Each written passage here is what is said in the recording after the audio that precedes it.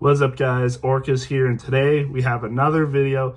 Today we're going to be going over the NASCAR Cup Series race at Mexico City, and honestly, it was a pretty good race, I would have to say. I think it was a pretty decent race. It was hard. As you guys know, if you didn't see from my post, I was on vacation in Canada with my family, so I didn't have Amazon Prime, so I had to watch it on a live stream with someone commentating over it, and a lot of stuff was kind of distracting, so it wasn't like the best viewing experience to watch a race, and it was kind of hard to pay attention to it at some points because I was also hanging out with family at the same time I was watching the race, so it was hard to pay attention to like the whole thing.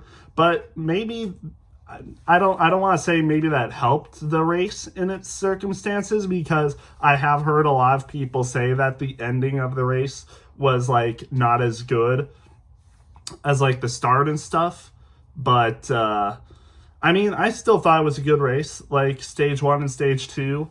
I mean, first time racing at Mexico City, and honestly, I'd have to say it was pretty good, It could have definitely been worse. Of course, I mean, the rain kind of hindered it a little bit. We got one lap in, and then there was a caution for the rain, and people had to put on wet tires. Most of them did, except a couple people.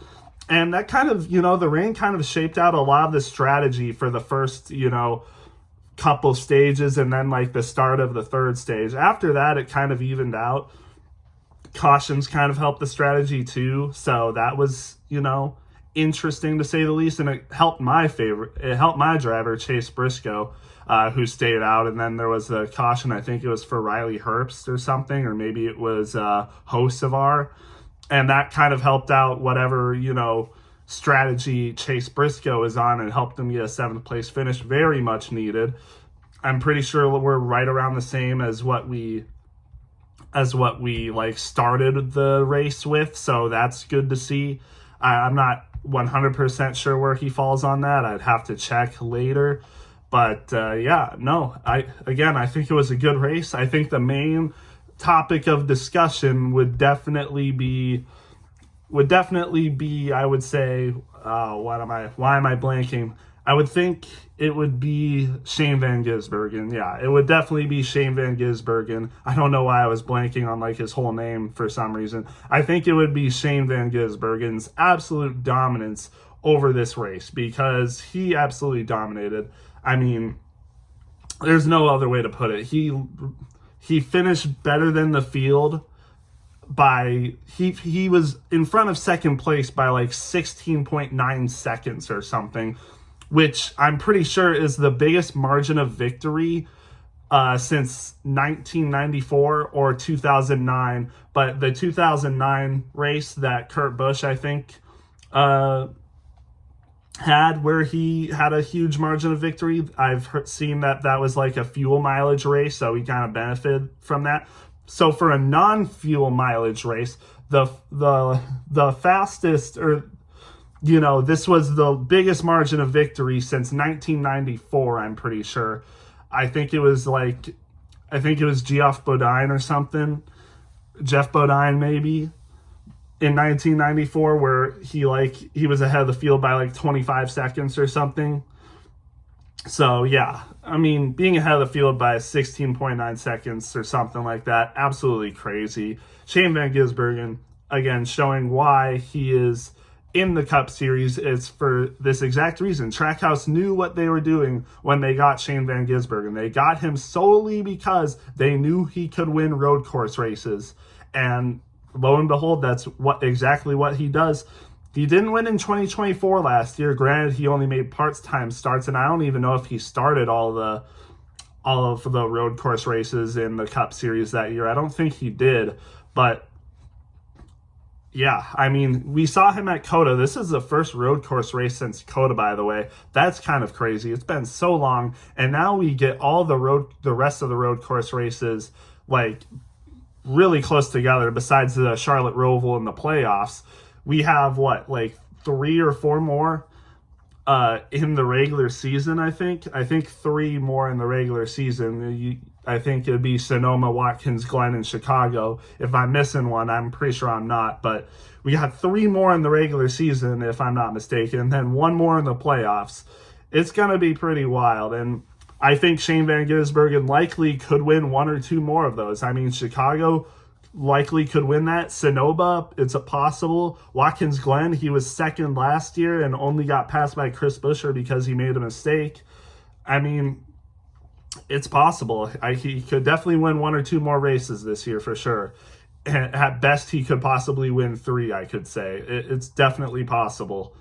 But yeah, Shane Van Gisbergen absolutely dominated this race. It wasn't 100% easy, though. At the start, it was him and Ty Gibbs for the front row, and Ty Gibbs was able to actually get past Shane Van Gisbergen and lead a lot of laps. And it was looking like it was possible. Ty Gibbs was a threat today, could possibly win the race. But, a lot of the strategy changed towards the end of stage 2. Shane Van Gisbergen stayed out when Ty Gibbs pitted, and that ended up benefiting him because of, the cautions, all the other cautions, and, some more rain in the area.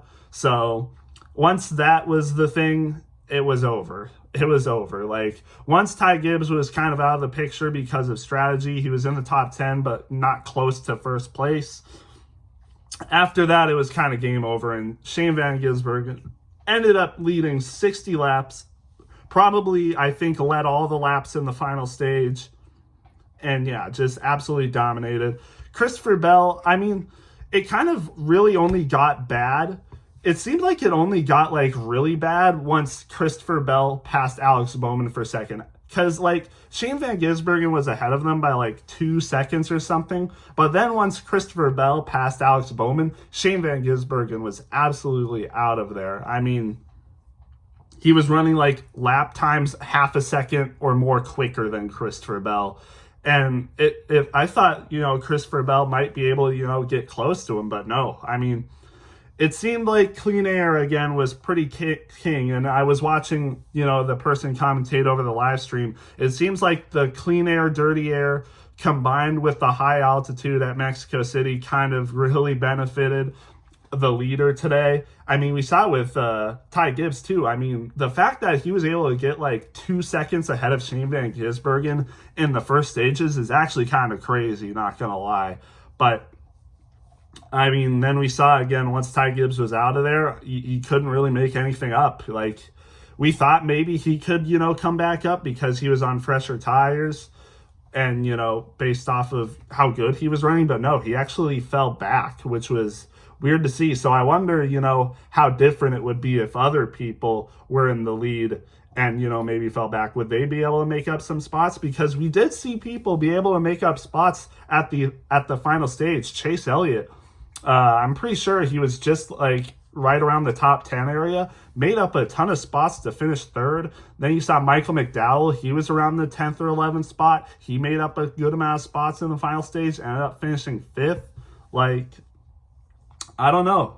Who knows? Who knows what would have happened if it was one of the other people that was in that spot Ty Gibbs was in. But yeah, I mean, again, good race, all things considered. Again, like I said, the final stage might have been a little bit lackluster compared to the first 2 stages because the first 2 stages had the weather and stuff. It was raining. All the strategy started coming out. But who knows? I still think it was a good race, even with the end stage. Again, maybe my viewing experience was a little different because of my circumstances, but it didn't really bother me at all. So it would have been, I mean, there was still maybe you could say the beginning of stage 3, but I think towards the end of stage 3, you're able to see more cars being able to pass. It was kind of gridlocked, in the top 10 area with Ross Chastain, and Chris Buescher and a couple other people. Is really gridlocked there. But then towards the end of it, you saw some people come up and some people come down. So definitely really interesting. But yeah. And I think the other talking point I have before I get into, well, no, I do have some. I'll talk about the wreck at the start. I mean, man, not what you wanted to see for Kyle Busch. I mean, right after, you put the wet tires on while it's raining, Kyle Busch goes for a spin, takes out a lot of people, unfortunately. Kyle Larson was one of them. He was able to get back out on the track, but he was multiple laps down and ended up nabbing the fastest lap, the Xfinity fastest lap point. Ran a 93.78, which is faster than what Shane Van Gisbergen was able to run on his fastest lap. So that's kind of impressive. I mean, I guess they did a really good job fixing his car, because he did that he did that when he got back out on track. So credit to him. He gets the Xfinity fastest lap despite being 36 out of the 37 racers today. Kyle Busch ended up obviously DNFing from that wreck. Zane Smith was involved in that wreck as well. He tried to continue the race, but ended up not finishing the race, but still finished ahead of Kyle Larson because he was less laps down than Kyle Larson, but ends up finishing 35th.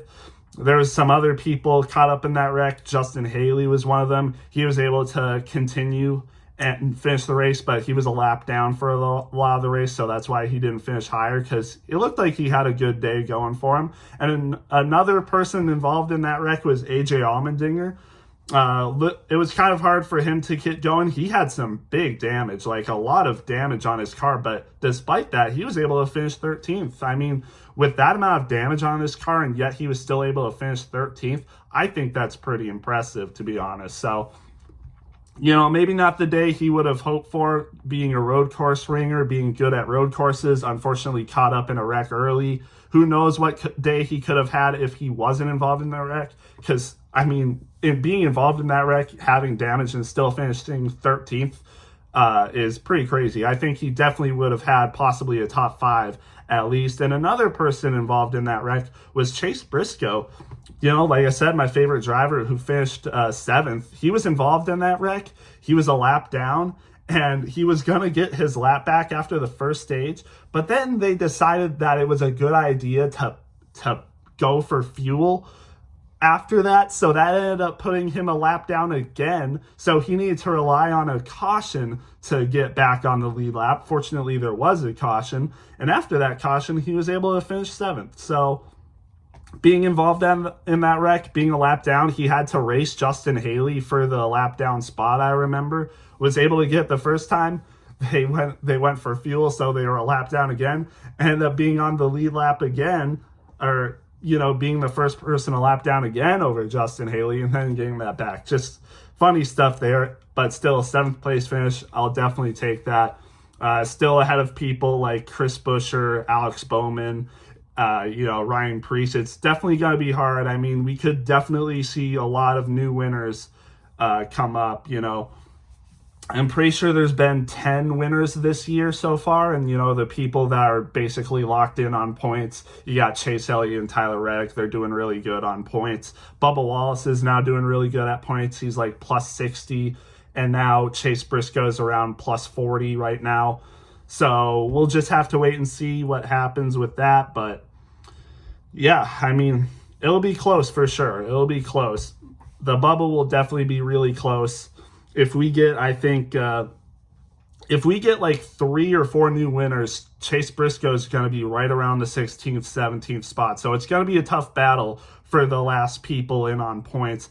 But of course, the hope is that Chase Briscoe will be able to get a win, or, whoever your favorite driver is around the bubble, your hope is that they get a win, so they're in the playoffs, most likely. But for people battling on points, it's very close. Hocevar, for people battling on points, it was kind of a rough day. Like I said, Hocevar didn't have a good day. Kyle Busch didn't have a good day. Tyler Reddick didn't have a good day, but, that probably doesn't really matter all that much. We'll just have to wait and see. I'm looking at it here. Other people like Ricky Stenhouse Jr., it wasn't a good day for him. And the last thing I have to talk about, actually, I totally almost forgot. But the Ricky Stenhouse Jr., Carson Hocevar, beef continues. Ricky Stenhouse was fighting for positions. I'm pretty sure he was running top 20. And Hocevar is a lap down. He had a lot of problems today. I'm pretty sure he was involved in a wreck as well. So he was running like a lap down or laps down, and he missed the corner, got onto one of the, turns or whatever you call them. I forget what you call them, chicane maybe. but just had a wrong move and bumped Ricky Stenhouse and spun him out. And Ricky Stenhouse Jr. was definitely not happy about that. After the race, he got right into his car and was giving him the business. Not fighting, but, he was right in his face in his car, pointing at him, threatening him basically. Like, honestly, I can't really blame him. Like, I'd be pretty freaking mad too if that happened to me with, the same driver. And now I'm a lot more ways down the cut line. So it's going to be rough for people like them to get in on points now, I would say, for both of them. The cut line is pretty tight. And now, Hocevar is, 10 points down on Kyle Busch. Ricky Stenhouse is 11 points down on Kyle Busch. And he is not even 17th right now. It's who's 17th right now? It's either Ryan Preece or Michael McDowell. Like, it's tough. It's a tough fight for the points, and we got Pocono next week. That's going to be an interesting track. And Pocono is like one of the only like ovals that we're racing on. One of the only normal ovals we're racing on, to round out the end of the season. We have like Pocono, Dover, and Iowa. I'm pretty sure those are like the only normal like ovals, that they're racing on. Otherwise, we got Daytona for a super speedway, we got Atlanta for a super speedway, and then we got, of course, like I said, the 3 road courses. So it's definitely going to be tough. So they're going to have to make the most of it, because road courses definitely can be unpredictable for a lot of these bubble drivers.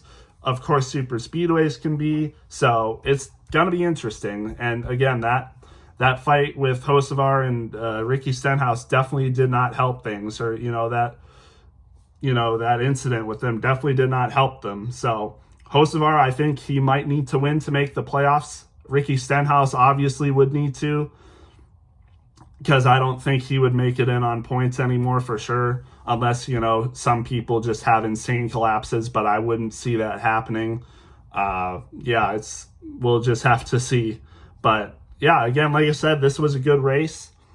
Mexico City, first time there. Who knows? Maybe we'll see them again there next year. Who knows how long they'll be racing here for? It feels like this might be a limited time thing. Like, they're not going to be racing here for a long time. Like, even in like the next 5 years, they might not be racing here. Kind of like Chicago. This might be Chicago's last year. The street course, I mean. So we'll just have to wait and see what they do. But, for a first time being there, for the first time being here for the Cup Series, I think this was a pretty good race. So with that being said, let's get to the rest of the drivers. I talked about Shane Van Gisbergen enough. There is controversy as well, like him winning this road course. Before this, he was 32nd or 33rd in points, and now he's in the playoffs. And a lot of people are a little mad about this. My sense on this, I think he deserves it. They put him here. I mean, you can complain about the playoff format all you want, but it's a win and you're in.